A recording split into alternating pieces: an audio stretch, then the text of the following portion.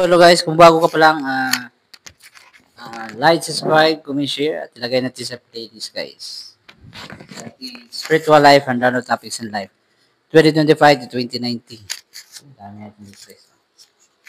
So, yan, may mga bagong update tayo guys. Yan, one.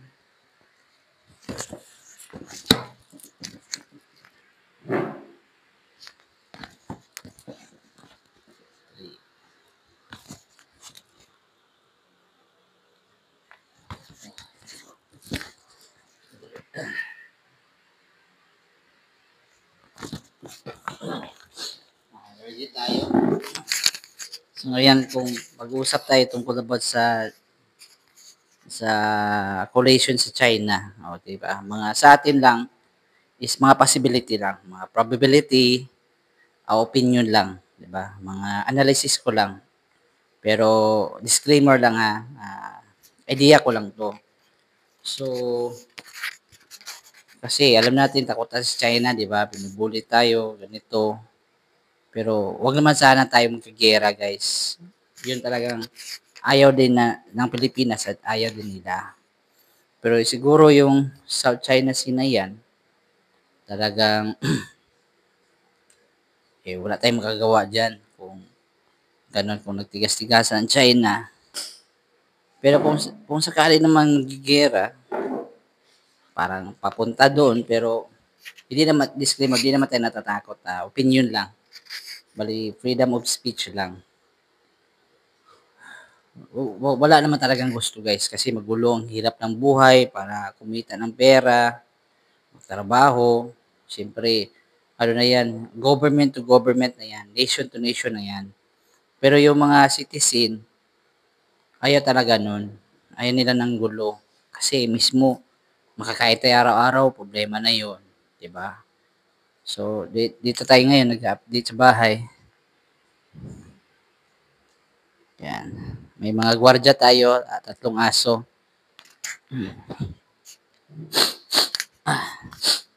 Sinipon tayo, allergy. Bagong kulay, bagong buhok, bagong buhay. So, wala naman talagang gusto makagera guys, sa totoo. Kasi napakagulo yan eh. Sabog ito, sabog doon.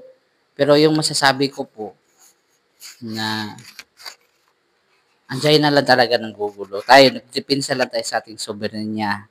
So, parang inaangkin nila. Ang lahi ng China, di ba? Kung titignan mo yung mapa, napakalayo talaga. At least, pabor naman tayo sa Art Trivial Award sa UN, UNCLOS.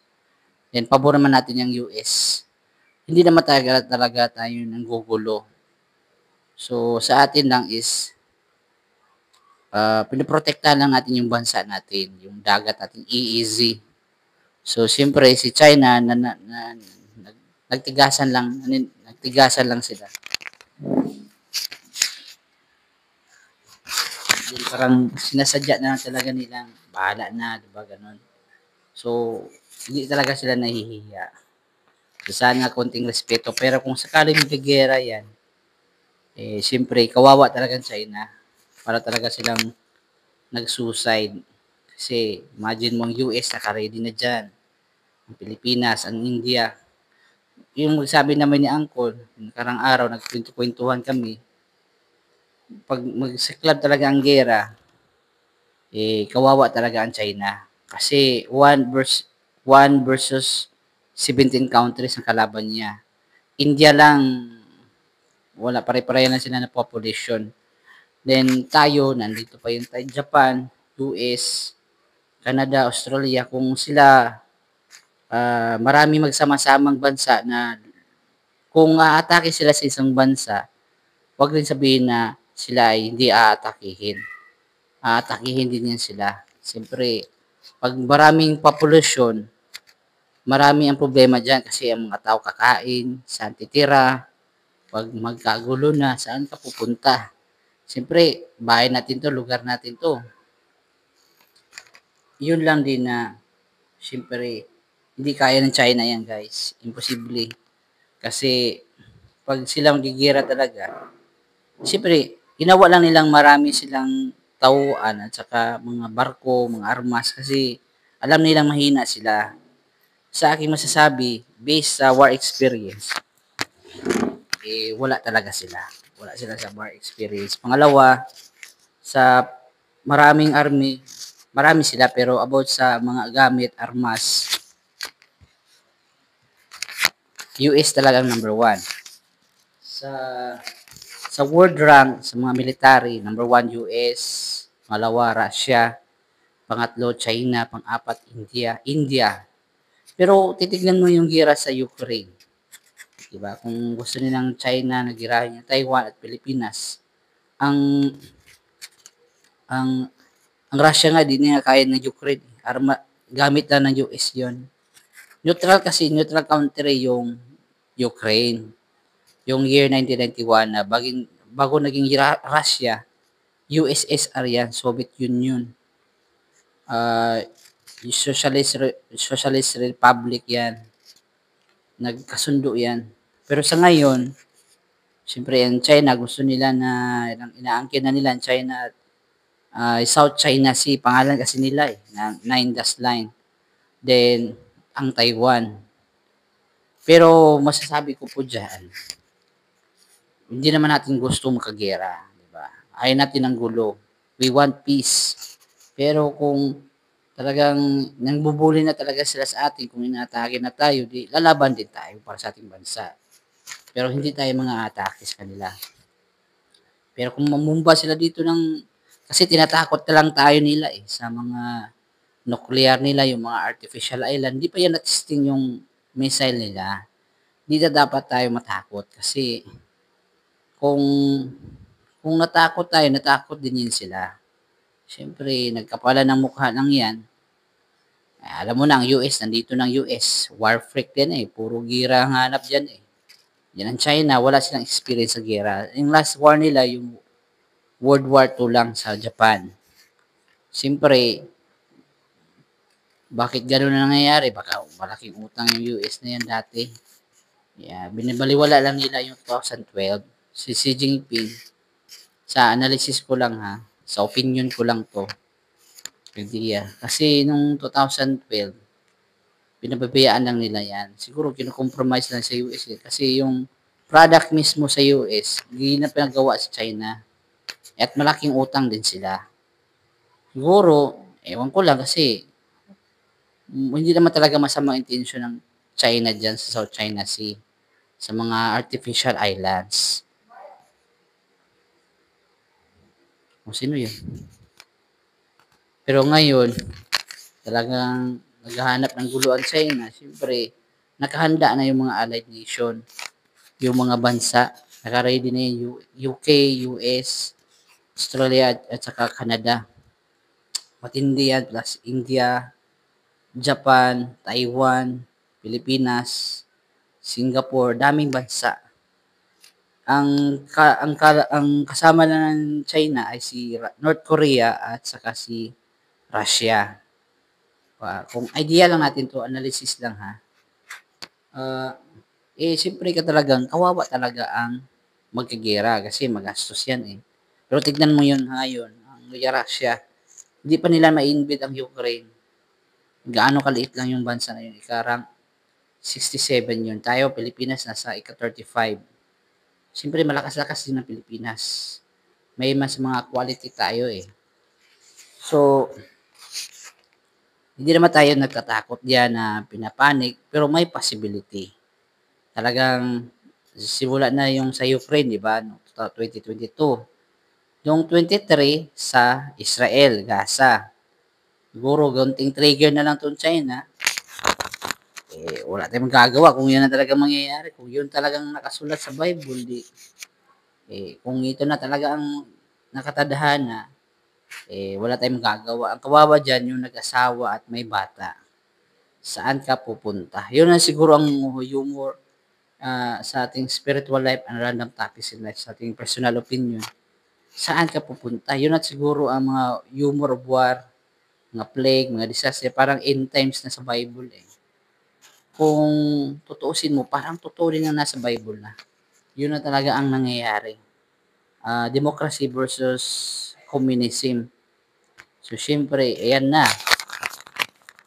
Kung hindi magrerespeto ang China, magagulo talaga yan. Kung atake nila ang Taiwan at ang Pilipinas, diyan na magsimula ang giyera. Ang kawawa dyan, yung nagmuntis na at may batang maliit, saan tayo tatakbo? O sabi pa sa amin, ang kilala namin sa army, saan tayo makatago? Wala talaga. Isla tayo eh. May advantage tayo kasi isla tayo. Yung mga army natin with experience yan. Tayo mga world class sa ibang bansa. Okay, hindi naman tayo nagpa-promise pero ang ginawa natin sa Pilipinas, handang-handa tayo. Compare nung 1950s at saka World War II, sabi pa ni Douglas MacArthur na give me 10,000 Filipinos and we will conquer the world. Siyempre malakas ang Pilipino, guys. Spirit of Filipino and the allied nation. Eh malakas tayo eh. With experience tayo, may mga Abu Sayyaf, yung mga nasa Marawi. Ang dami na, NPA, dami nating encounter.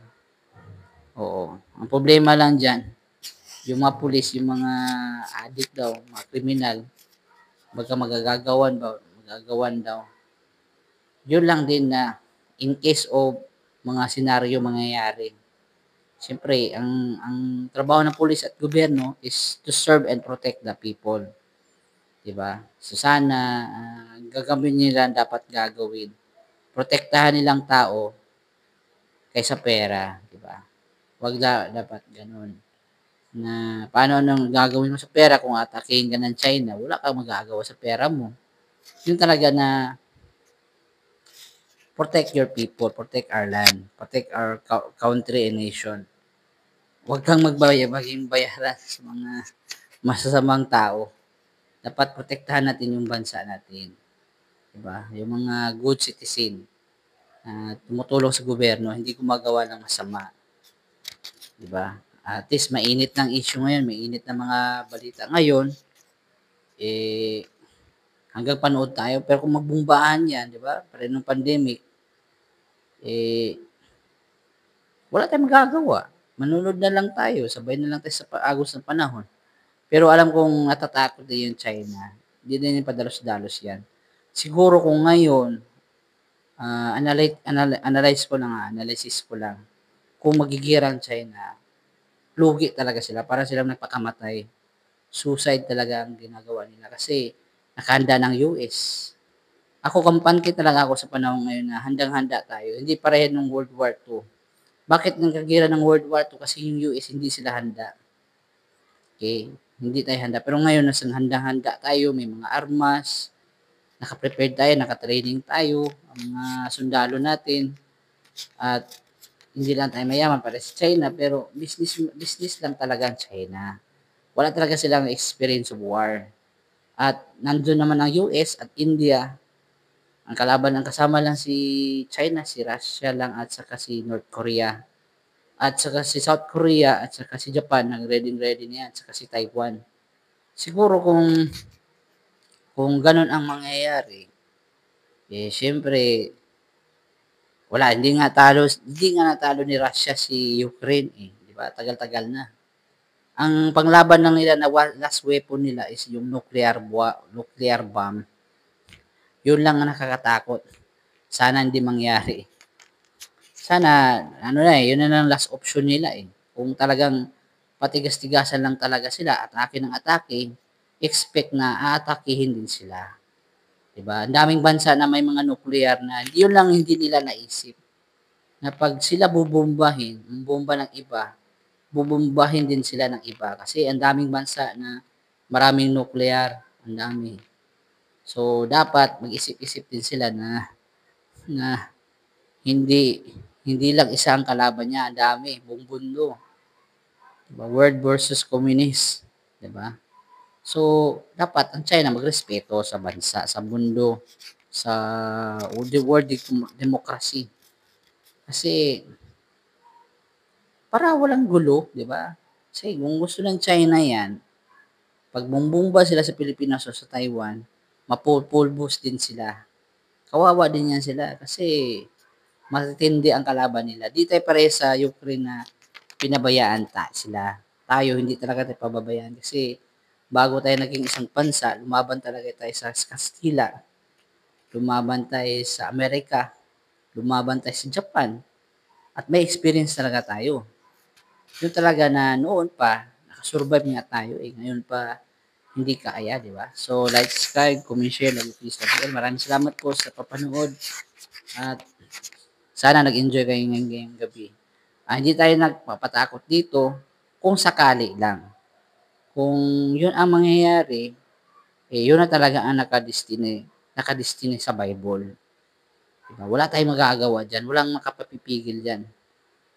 Sana magdasal tayo na sana ang China magbago yung isip nila. Sana respect world government, the US, and the allied nation. Kasi sila naman talaga ang gugulo. Diba? Like, tignan mo yung China at Scarborough Shoal. Ang layo-layo. Diba? Parang inaangkin nila lahat ng dagat. Diba? Respect the authority. So maraming salamat po. Thank you po guys.